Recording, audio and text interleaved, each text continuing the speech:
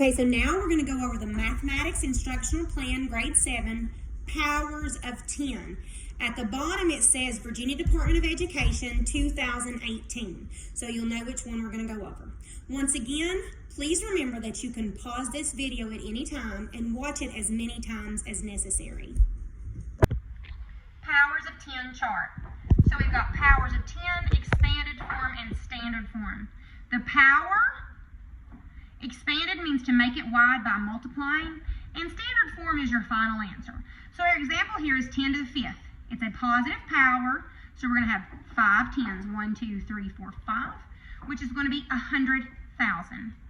Our next row, we're going to work backwards. This is 10,000. Because it's a whole number, we're going to have a positive power. So I'm going to go on over here and put 10, and we're going to count our zeros. 1, 2, 3, 4, so this is 10 to the 4th. It's positive because it's a whole number. We're going to have 4 tens in expanded form. Okay, this time we're given the expanded form. Once again, we have whole numbers, 10 times 10 times 10. So that's 10 to the 3rd. The power tells us the number of zeros, so this should be 1,000. Next row, we go to 100. It's our standard form. Because it's a whole number, we have a positive power. There's 2 zeros, so it's 10 squared, which means 10 times 10. In expanded form, we have 10. How many 10s are there? There's just 1. So it's 10 to the 1st, or simply 10. Those mean the same thing. And once again, in standard form, it's just 10. You should remember from our last video that anything to the power of 0 is 1. And also in standard form, it's going to be 1. When we have negative powers, we have fractions and decimals. 10 to the negative 1st. Remember, we move it down or use the reciprocal so that it becomes 1 over 10 or 1 over 10 to the 1st. We're going to have 1 0 in the fraction and 1 0 in the decimal. Our numerator is always 1, so it's 1 over 10. As a decimal, we have 1 0.1. Here we're going to work backwards. In expanded form, we have 10 times 10, which is 10 squared. So we need a power. Because we are a fraction, we're going to have a negative power. There's 2 10s, so it's negative 2. As a fraction, our numerator is always 1, and our denominator will be 100. As a decimal, we read this as 1/100th. We're going to have a total of 2 zeros, 0.01. We only use 1s and 0s in standard form. 10 to the negative 3rd, because it's negative, we're going to have a fraction. We're going to have 3 1/10ths, 1/10 times 1/10 times 1/10. If we wanted to write that as a positive power, it would be 1 over 10 to the positive 3rd when we use the reciprocal. As a fraction, our numerator is 1. Our denominator is a 1 with 3 zeros. 1, 2, 3, 1/1000th. As a decimal, it's going to have a total of 3 zeros, including your leading 0. 1, 2, 3, and we always have a 1. Working backwards from our decimal, let's count our zeros. 1, 2, 3, 4. So in our fraction, we have to also have 4 zeros. 1, 2, 3, 4.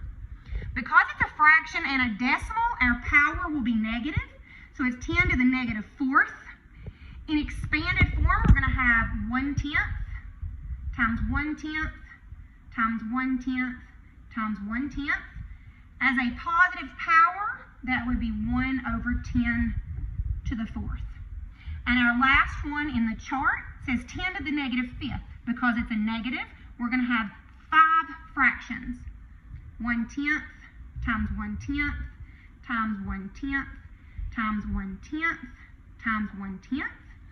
To make it a positive power, we do 1 over 10 to the 5th. As a fraction, they've already given us that. If you'll notice, our numerator is 1. Our denominator starts with a 1 and has 5 zeros.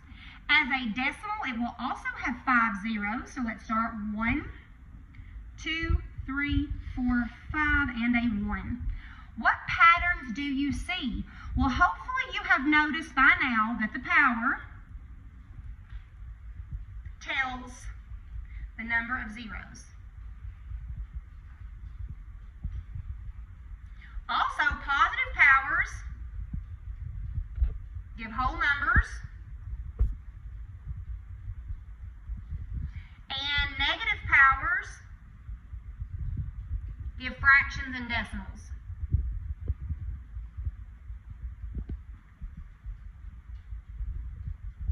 Okay, next page. Still continuing with this lesson. This worksheet is 2 pages.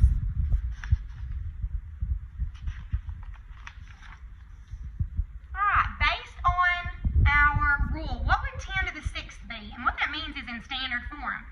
It's a positive power, so we're going to have a whole number. The base is 10, so we start with a 1 and 6 zeros. 1, 2, 3, 4, 5, 6. Every 3 numbers, you should remember 1, 2, 3, comma, 1, 2, 3, comma.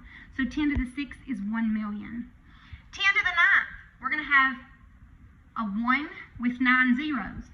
Because it's a positive power, it's going to be a whole number. 1, 2, 3, 4, 5, 6, 7, 8, 9. If you'll notice, I grouped those in groups of 3, hundreds, thousands, millions, 1 billion. Based on this pattern, what do you predict that 10 to the negative 7th will be? Well, first of all, it's a negative power, so we're going to have fractions and decimals.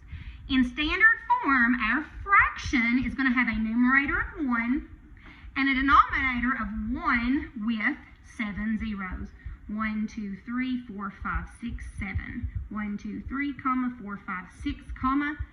And as a decimal, we have to also have 7 zeros. 1, 2, 3, 4, 5, 6, 7, and a 1.